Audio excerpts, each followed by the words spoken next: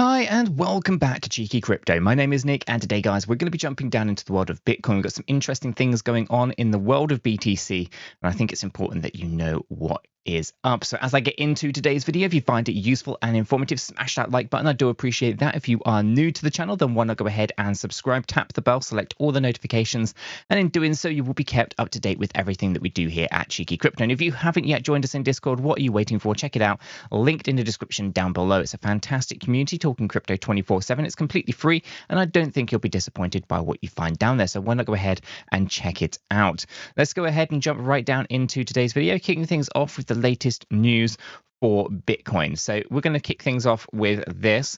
So the SEC chair, spot Bitcoin ETF approval is inevitable, and it's expected on this date. Is Bitcoin's price poised for a massive upswing to $100,000? And well, there's a lot of buzzwords in here, right? Obviously, the SEC chair, that's buzzword number one. The spot Bitcoin ETF, buzzword number two. Inevitable is it's just another kind of word that's going to get thrown out there to kind of get people rallied up, and then of course you've got a date, and then of course 100,000. There's a lot in that title, right? That is basically very clickbaity, very click here, and actually, is there any substance to it? And for the most part, no, there isn't. 100,000 is just a nice round number that psychologically people have been talking about for a very long time. It's not going to be a straight move up to $100,000 in any way, shape, or form. Is it inevitable? I think it is an inevitability. At some point in the future, there will be a Bitcoin spot ETF, but when people start mentioning dates, you just know to kind of avoid it because they're always wrong. Very, very, very, very few people that ever write about mentioning a date. Just take a look at XRP as a clear example of this. Every single month there's a key date where we go into the moon. It's been that way for years and nothing ever happens. Okay, so, and of course, the other part of this is SEC chair. Yeah, sure, but it's not 𝗕𝗘𝗪𝗔𝗠𝗠𝗘. And so, we have to kind of look at the hypocrite that is Jay Clayton here, who is basically was on CNBC saying that he thinks that Bitcoin spot ETF is inevitable. It could happen in mid-October, blah, blah, blah. One thinks that maybe he's got a bit of a vested interest in here so for the crypto market to kind of move to the upside. He's a hypocrite nonetheless.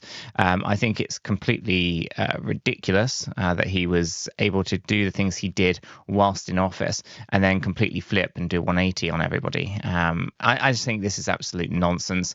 I do not believe it will happen in October. I think the delays are going to be a lot longer than that. And yes, I do think it's inevitable, but I think I can go for many things that are inevitable. If you give an infinite amount of time, of course, these things could happen at some point. Only thing you'd have to make sure that happen is that Bitcoin didn't die. As long as Bitcoin didn't die, then a spot ETF is in fact inevitable. I don't think it will happen in October. I think $100,000 is too much of a psychological round number. And of course, it won't be a massive upswing to $100,000, in my opinion. So this is what it is. I just think it's a clickbaity piece of news, mainly because there's no one really getting any attention right now. There's search volumes are incredibly low. In fact, we have probably entered into the crypto winter stage now, where basically volumes are so low. It is daft, right? And there isn't really many people left in the crypto space, and no new people are really searching it out or looking for it and trying to get involved in it. So where we are right now is not really in a position to say that you're going to have these massive upward swings to $100,000, and that's not what people want to hear. And I can appreciate that's not what people want to hear, but I'm not going to sit here and tell you guys that I think we're going to $100,000 by the end of the year, when I simply do not believe that to be the case, right? I think it's incredibly illogical to think of that as something that can happen. And that will bring us over into the world of data, okay, because inside the world of data, we've got some things we need to talk about as well, right? So here we have our membership website, membership.cheekycrypto.io. We do have a 7-day free trial across all the plans that we have available here at Cheeky Crypto, and there's lots of different things that we have to offer, everything from video only or member only video content all the way through to written articles, airdrops, course material, and of course what we're going to be taking a look at today, which is the data zone.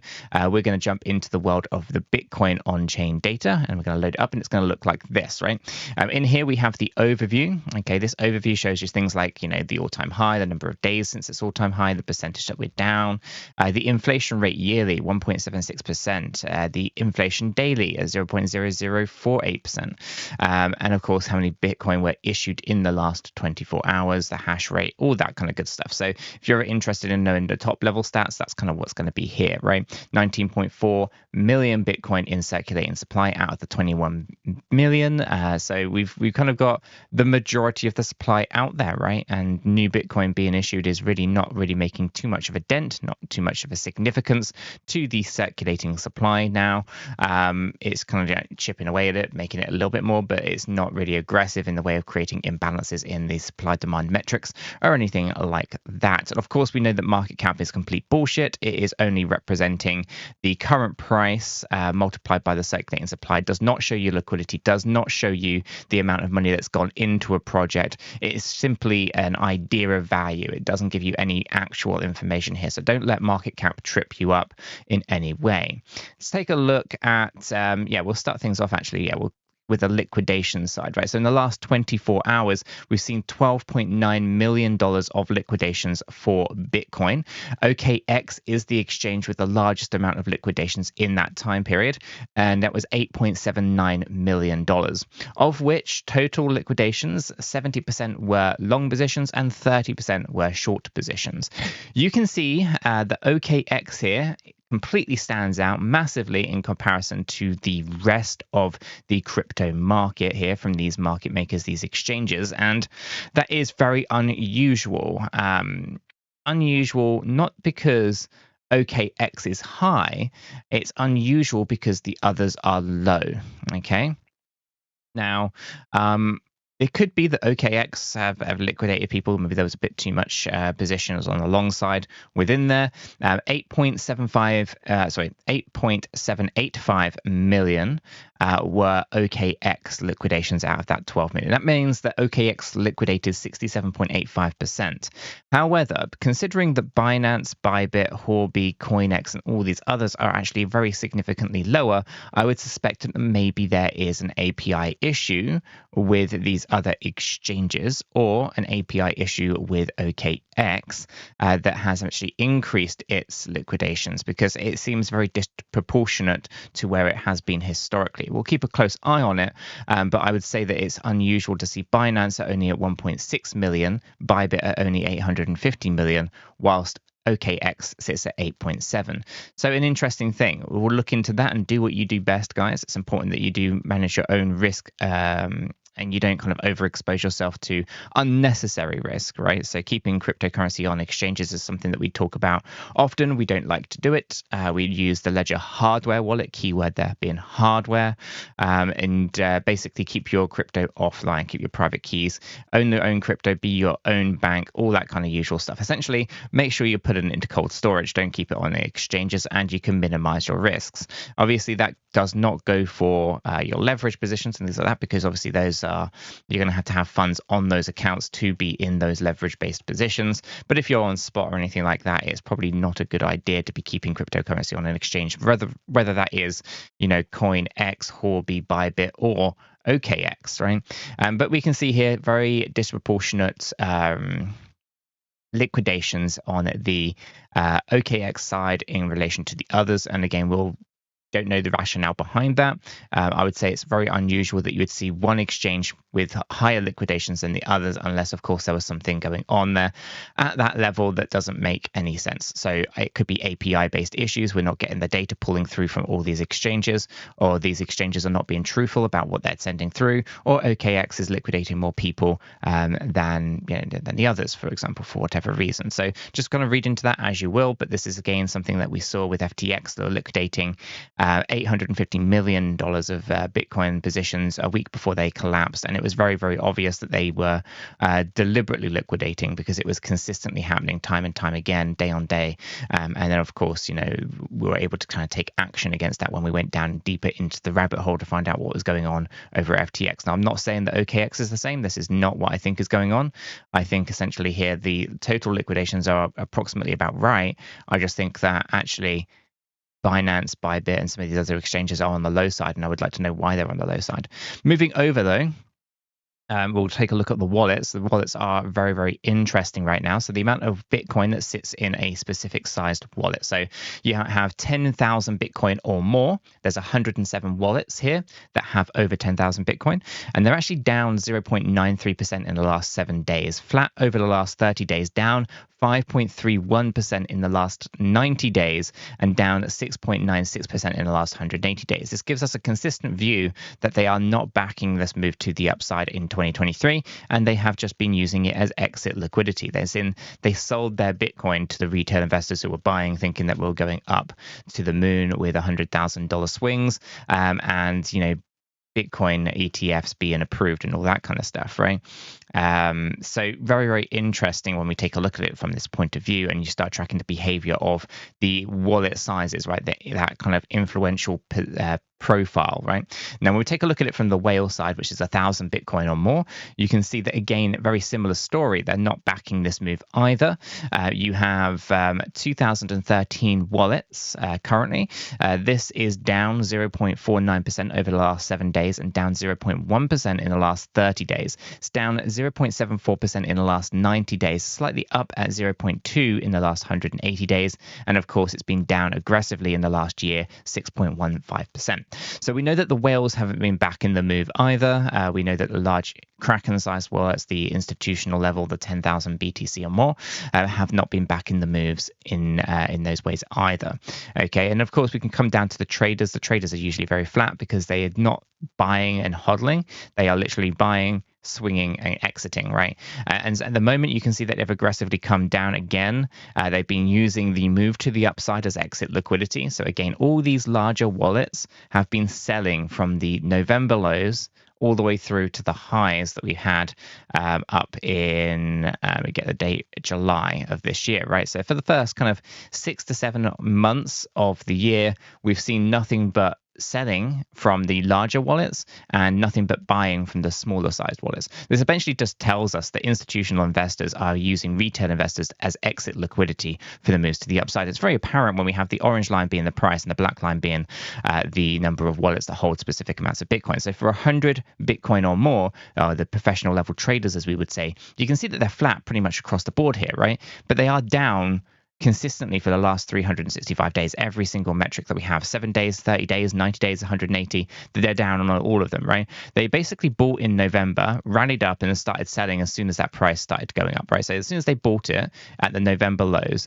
they basically just started to see this pump to the upside and just exited. That was just profit being taken, just sucking liquidity out of the market, right? So we know that essentially all of those larger wallets have been utilizing the move upwards and using retail investors to exit their positions. When we take a look at the retail investors, what have they been doing? Well, they've just been buying up. They buy the dip, they buy the pump, they basically just buy.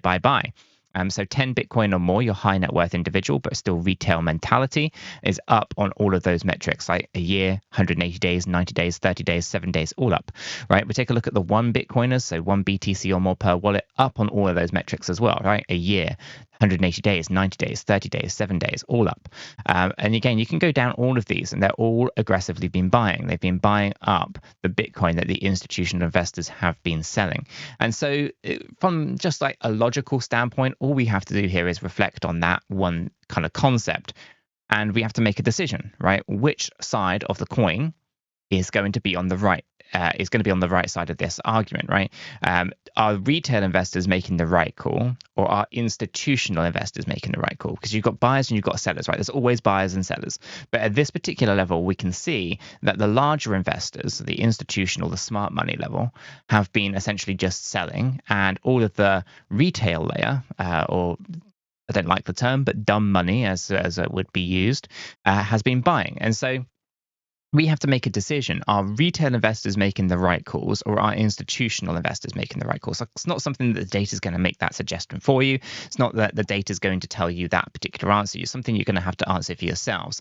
Personally, if history repeats itself, institutional investors are making the right call. And that's kind of where I sit. I sit on that fence and saying, actually, you know what? I think more than likely the retail investors are going to end up on the worst side of this, as they typically do, because they act emotionally rather than logically. And it won't take much of a overreaction to price movement to create a cascading effect that essentially creates mass panic within that retail layer. And I think that's really where the institutional investors will start buying up the Bitcoin back from the people that they sold it to about a year ago. Okay, so from a data standpoint, it's very interesting. But again, let me know what your thoughts are on that in the comments below. Do you think that the retail investors are right? And do you think that that the institutional investors are right? Let me know in the comments below. Let's jump on down into some technical analysis because we have had some developments. So when we bring this up, we were talking about a move when I last did a Bitcoin update video, which would have been Thursday, because I was in Paris for the weekend with VeChain. But on Thursday, we were expecting a move down to 26,217 to 26,464. We actually went all the way down here and we hit that low in the 1.618 fib scale, which essentially converted that ABC structure into a 1, 2, 3 structure, meaning that we had to expect a fourth wave and a fifth wave. Okay, now in here, that means we have to tidy this up a little bit. So let's go ahead and change up our structures. You can see that our short position would have been very, very profitable, as you can see here, but I'm going to remove that off of here as well. And I'm going to tidy out some of that. We had the B wave high. So cool. We'll get rid of that. We're going to get rid of that. We'll get rid of all of the lines that are just going to be cluttering up the charts. Perfect. Okay. So as you can kind of see, as we clean that out, we can kind of see this structure, right? A lot of people will look at this and say, look, it's just 1, 2, 3, we're done, right? We can just have that down there. Not a problem. It's, we've finished our structure. And it's incorrect. Because of the Fibonacci relationships, we've actually got ourselves a 5-wave structure like this.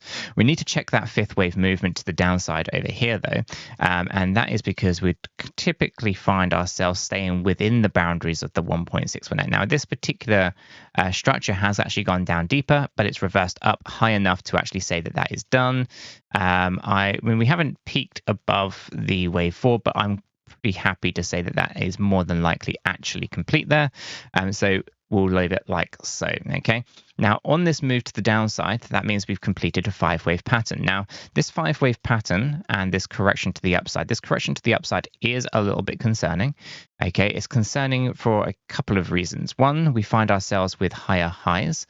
Okay, and a lot of people will think, oh, that's positive, that's really bullish, right? And it is, but it's only short term, it's not long term. When you have this kind of channel going on, we have to consider that the higher highs and the higher lows are actually an indication of a breakdown that is imminent. Okay, we can see that we've been bouncing around and struggling on the 50 EMA. That is our red line here on this 1-hour chart. And the 200 hourly EMA is set in a little bit higher. That is the most likely area where we are going to find rejection. Okay, and I've said this time and time before, and I'll say it again. If we start with 5 waves, we must end in 5 waves. You can't just randomly have 5 waves just come into the downside. And so if we've got 5 waves coming down here, and this is a corrective base pattern with higher highs and higher lows, and we are coming up towards our 200 EMA, chances are we're going to have another 5-wave drop to the downside, and that's not going to be overly too positive. So that, I guess, will bring us up into our daily time frame, because our daily time frame is looking for this 5th wave move to the downside. We failed to break this structure, so it still remains very valid, and our 5th wave movement is actually targeting down 22,693 to 23,874. And so this particular move, as we've said, we just completed a 5-wave structure down here, right? We're getting our bounce up. Then we are going to be looking for a 5-wave pattern within our 5th wave movement. Okay, so for those who understand Elliott wave theory, I'll just do a little bit of an education thing here. Right, we have 5 waves coming down, right? And this is called a 5 3 5 3 5, right? Essentially what that means is that you have a 5-wave pattern in your start in wave 1, you have a 5-wave pattern in your wave 3, right here, and you have a 5-wave pattern inside your wave 5, right? And in between all of those, waves 2 and waves 4, they would be a 3-wave pattern. So you have a 5 down, 3 up, 5 down, 3 up, 5 down, or 5, 3, 5, 3, 5. It goes in both directions, but it helps you understand. And so what that means essentially is that if you start with 5, you must end in 5, obviously. So we have a 5-wave pattern here, and we're expecting 5 waves internally within our 5th wave movement, which will be a 5, 3, 5, 3, 5. Now, it can be many different types within wave 5. You can have contracting diagonal 5-wave patterns. You can have expanding diagonal 5-wave patterns. You can also have something called an ending diagonal space pattern, as well as your standard impulsive 5-wave pattern. So there's many different 5-wave structures that you may find inside the 5th wave move, but essentially it's targeting down here for now. We haven't got any other indications of where that could potentially be going on this time frame at the moment. So for the most part, that's where we're heading, in my opinion. We got rejected on the 50 EMA. We just lost completely the daily 200 EMA. And so therefore we expect further downside. It should be a 53535, and our targeting range is 22,693 to 23,874. Now, from the weekly standpoint, we are currently wedged between the weekly 50 and the weekly 200 EMA. So we are still finding rejection on the 50. We're unable to get that weekly close above. Essentially, those balls are really not being able to really push this price where it needs to go. Essentially, you can see that weekly close and opens are very, very close together, meaning that the market is very stagnant. The market can't make a decision. Essentially, this is coming down to low volume. Essentially, not enough kind of participants are able to swing the market in any one particular direction. Obviously, a lot of that hype around ETFs is kind of dwindling down, and rightfully so. It's all just really about grabbing liquidity from the market, and we'll see how things kind of play out. I do think it's inevitable, but on a weekly time frame here, I suspect we're going to be trying to test the 200 EMA and potentially taking the price down slowly below that. We might temporarily, as we complete that 5th wave movement on our daily time frame, move down, but actually still get a weekly close above the 200 EMA in the same way that you saw here with the 50 EMA. We pushed up but came right back down for the close. We might push down to our 5th wave target, but then come back up and kind of close above the 200 weekly EMA again. So keeping a close eye on it. Ultimately, if we zoom out of this, you can kind of see we have connected the highs and we connected the lows, and we suspect that there's still potential moves towards $10,000, as it would actually be a nice kind of structure if we were to look at it as a 3-wave pattern. I suspect it will probably come down significantly lower than the line here if we were to occur. It's still a possibility. We can't rule it out, although I do think there is a high probability that the bottom is in and a double bottom is where things need to go. Ultimately, we'll see how price reacts at $20,000. That's going to be the key area for us. If we lose $20,000, I'm not going to be very confident in the future of Bitcoin's price action until we kind of come back down and retest those lows afterwards. So if we can find support at 20K, that would be a positive. If we lose it, then we've got to come down, in my opinion, towards this $15,000 to $17,000 double bottom. And of course, if you lose those, well, in which case we have significantly lower to go, in my opinion. Guys, I'm going to leave this video right there. If you have found it useful and informative, smash that like button. I do appreciate that. If you are new to the channel, then why not go ahead and subscribe, tap the bell, select all the notifications. And in doing so, you will be kept up to date with everything that we do here at Cheeky Crypto. Until the next one, though, guys, have a fantastic day.